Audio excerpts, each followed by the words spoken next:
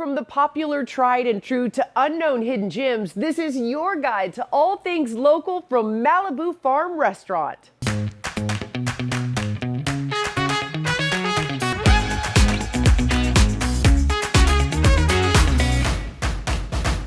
An iconic coastal landscape forever changed after tragedy. But here in Malibu, the LA strong spirit shines bright as neighbors and the community push forward. Welcome to LA Unscripted, everyone. I'm Dana Devin, and we are here at Malibu Farm Restaurant on the pier. Not only are they open for business, they are unscripted approved.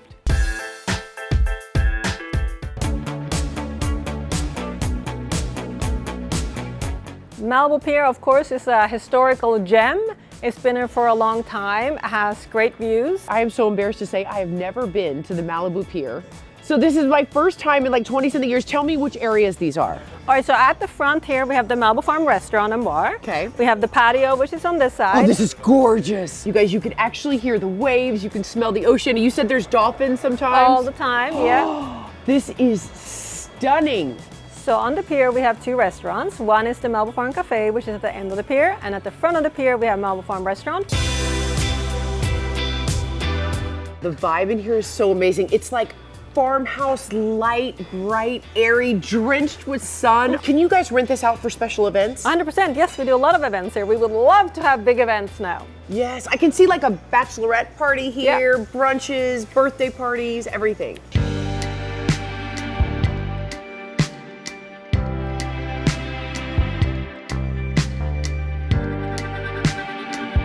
The Palisades fires were definitely the most traumatic thing to happen to this community, to Palisades, to Los Angeles as a whole. Road closures are constant. Obviously, a lot of people have lost their homes, and I think this is true for all of Malibu. There really are no customers in Malibu right now. I'm sure they want to stay away from the road closures and the devastation, but it's definitely hurting every business here. Talk to me about the Malibu Forever t-shirt. After the fires, we started talking about doing Valentine's shirts, and we have a traditional shirt we do for that, but then we decided to switch that and feature more Love Malibu Forever, do a donation as well for Project Hope, so we printed our Malibu Forever shirts.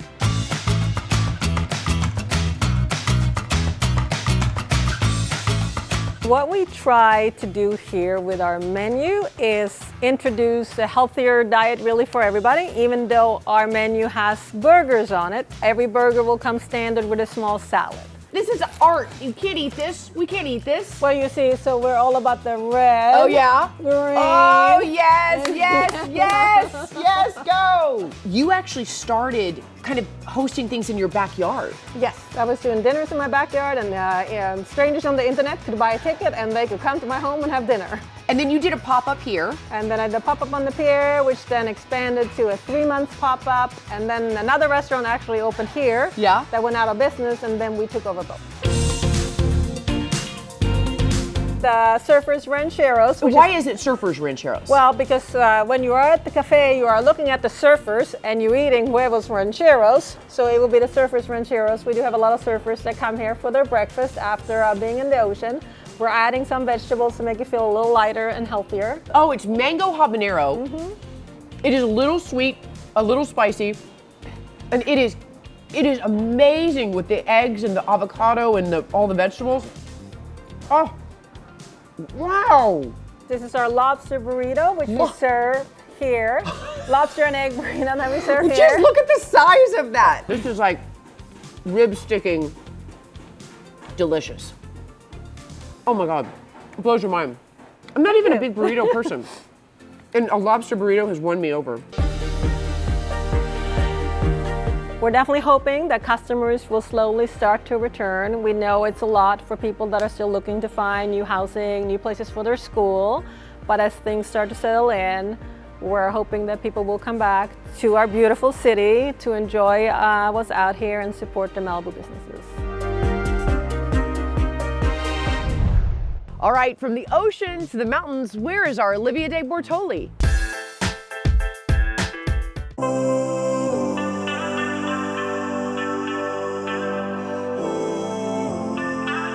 You may know and love Carlsbad for its beaches, the flower fields, and Legoland, but there is so much more to explore, especially on foot. Carlsbad is a city in North San Diego County, just below the city of Oceanside. We're primarily known as a coastal town, but as you'll see today, we have a lot of great inland opportunities that are available for hiking, lots of different experiences. Today we're at Lake Calavera, which is our city's largest open space preserve. We have a large series of network trails throughout the preserve. It's a premier destination for a lot of mountain biking, hiking, walking, and families to experience the open space that's around them. The unique thing about the preserves within Carlsbad and the hiking opportunities within Carlsbad is that we're integrated into the community. So within Carlsbad, you can be part of the neighborhood and turn your back, and as you turn around, you're walking right into a trail, which is such a unique opportunity because these trail networks interconnect the community and allow us to explore fun new places. Lake Calavera is a large body of water, not just a beautiful place to look at, but it's actually a substantial ecological resource to the animals and habitat that rely on the body of water to survive. After a long but beautiful hike, I worked up quite the appetite, and so I came to Wildland for some food and drink. Wildland is an all-day restaurant, bakery, bar, kind of a neighborhood gathering place where we're trying to kind of celebrate the kind of spirit of California and the culture of this rad North County place that we live. They're going to find hopefully things that are approachable and also a little bit unique. So this place leans a little bit Mediterranean, but you'll find things like obviously our baked goods, incredible pastries, a house-made pasta, wood-fired pizza, rotisserie chicken, kind of a lot of different things, but all things that are like easy to access and then hopefully quite tasty. All right, Chef, Angel and I are having a girls' lunch today, and we're so excited. Talk to me about the vibe of the menu. Right now, you're seeing some of our lunch exclusives, some of the things that go on both menus. We have our Italian sandwich. It's an ode to the classic Italian. Here we have our muffaldine. It's a day one dish. It's one of our most popular. It hits the lunch and the dinner menu. Definitely a top seller. And so I think for us, like when I think of Carlsbad, I think of community. I think of this like weird, sleepy little surf town where there's like a ton of people and people who like to be out and around each other. What we were trying to create is just places for that community to come together, to have conversation, to eat tasty food, and to experience the joy that we get from eating delicious things and hanging out with people. Going off script means we've got something for everyone, so don't go anywhere. We're sharing more local loves from here at Malibu Farm Restaurant right after the break.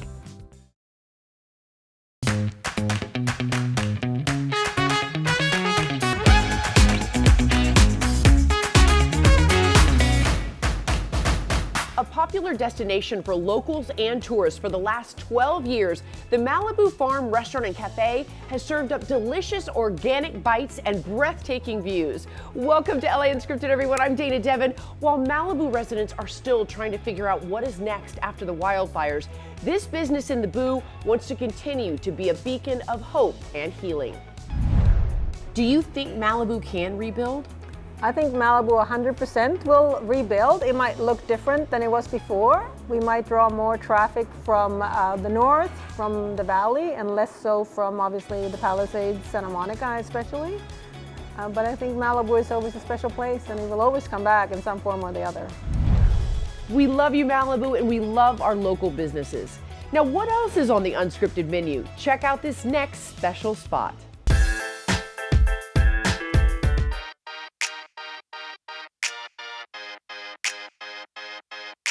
Protein is one of the body's essential building blocks, and here at Wild Fork, they've got you covered. Protein is everything that you need in your diet to really maintain a healthy lifestyle.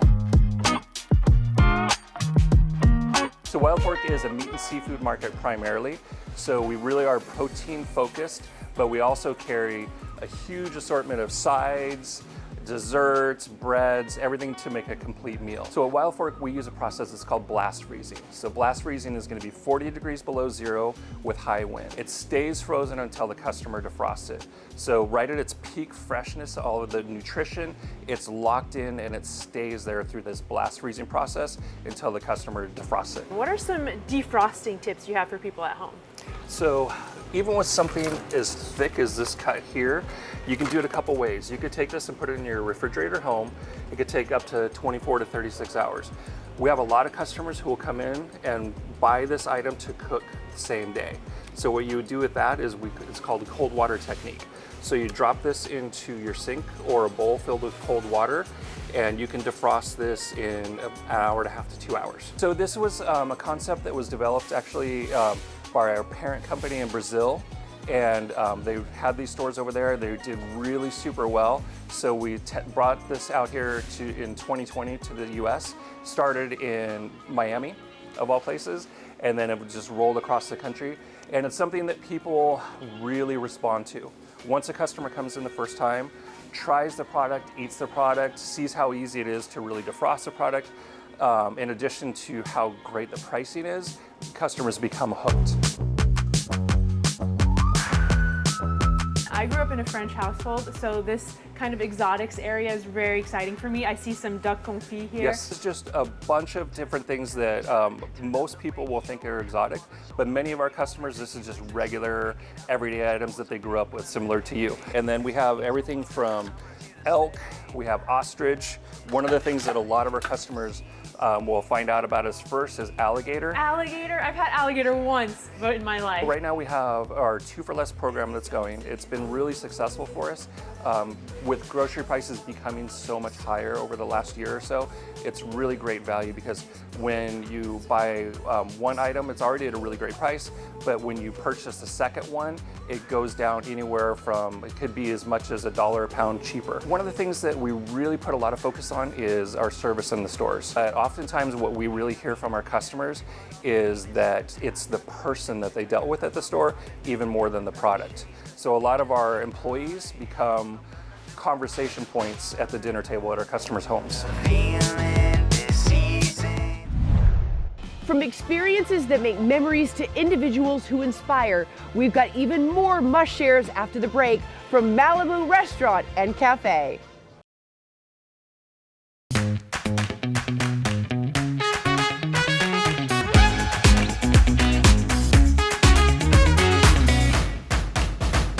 Studies have shown being next to water can provide a range of healing benefits like reducing stress, enhancing creativity, and improving one's mood.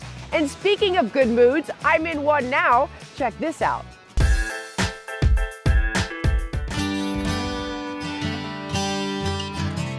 I always say I have a broken voice with the greatest band in the world. All of my favorite singers aren't singers, they're storytellers.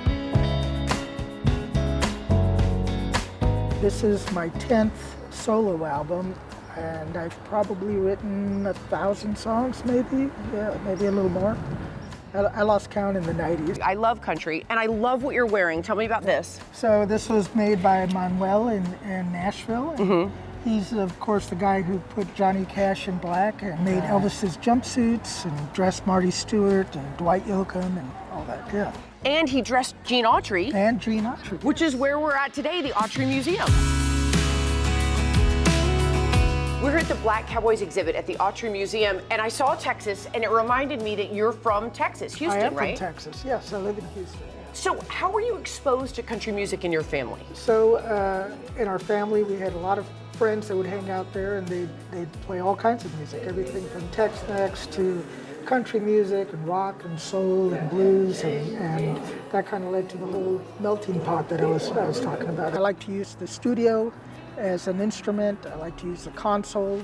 Most of my records were done on iconic recording consoles, including this one. I mean, we recorded at Blackbird Studio A, which a lot of the Steely Dan records were done on. Tell me, how in the world are you successful doing country music, but you're also a paleontologist? That just kind of fell on my lap. I became a paleontologist because I wrote a score for the Houston Museum of Natural Science. Afterwards, I'm talking with the president of the museum, and he found out that I had studied fossils before. Pretty soon, I was the assistant curator of paleontology there. Oh, I did what I could do to save The single is Road to Medicine Mill. 130 years ago, paleontologists from the American Museum were riding through Wyoming scouting for dinosaur land. Some of the earliest American dinosaurs were from that area, and there was a Native American camp where different tribes stayed at different times. So I wrote a story about a paleontologist who falls in love with an Arapaho girl, and he's hoping to see her on the road to medicine. You have actually dinosaur bone on you right now. This is from that area. Okay, so it's a Texas belt buckle dinosaur fossil. Bone, yeah. Yeah. And this is from that same area, from Bone Cabin Quarry. And Lisa Michizuki, my partner, made this for me, and she cut it out and polished it up. You've been called a High Plains troubadour, a prairie songsmith. Where did you get this love for Americana? I think it's always been in my blood. You know, I've been making records a long time, and all I want to do is, my goal is to keep making good records and writing good songs. And I think once that dries up, I'll stop. All your music comes from your heart. Yes, absolutely, absolutely. It's all heart. That's all I have. meet her on the road to medicine. Now, even more healthy vibes from our sponsor.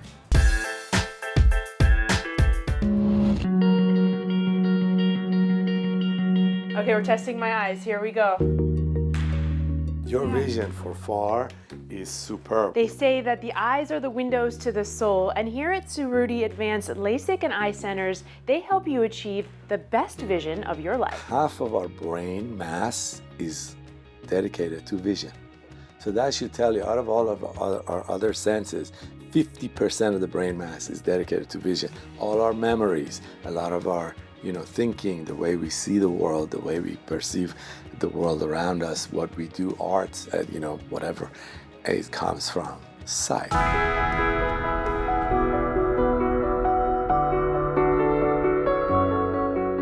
So the Suruti Advanced LASIK and Eye Centers has become a center of excellence for eye surgery in general. I specialize in two areas: vision corrective surgery, which we do from the level of the cornea, which is LASIK and PRK and SMILE and these sorts of procedures for younger people who are usually younger than 40, or lens exchange procedures where we correct the vision for the level of the lens, and those are for people who are over 40, 50, who see still 20/20, but they say, I can't see up close. I get a lot of patients from all walks with different kinds of problems, right?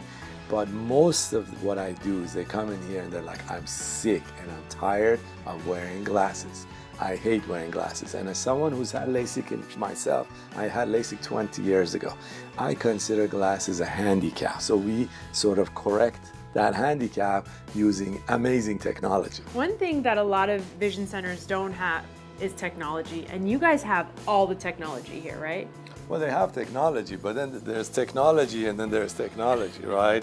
So that's what makes us a little bit different. Like this machine here, we have a Zimmer Z8. This is like the most expensive Swiss laser to do LASIK, cataract, and corneal transplants intact. You do everything with this machine.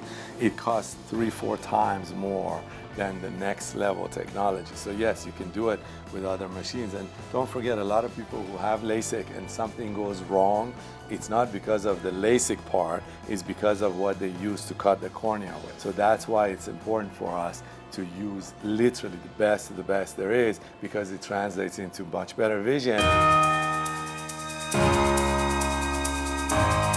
After I think I hit age 40, working under light, my eyes just started with farsightedness. Everything required my glasses. He decided after numerous tests that I needed the clear lens exchange because I couldn't see far nor near. The process was fun, actually. I was super nervous, but I would do it again and again. It's changed my life. I don't depend on purchasing glasses, waiting for them, looking for them.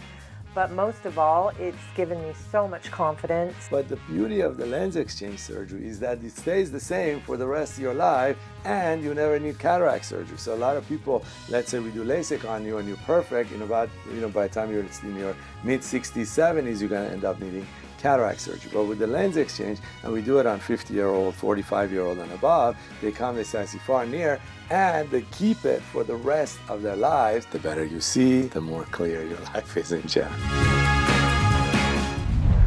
We try not to take our city for granted, but being here on this Malibu pier has made me fall in love with our city all over again. And as all of our neighbors continue the long road of healing from the Palisades to Altadena, just know that KTLA cares. Thank you so much to the Malibu Farm Restaurant and Cafe for letting us go off script.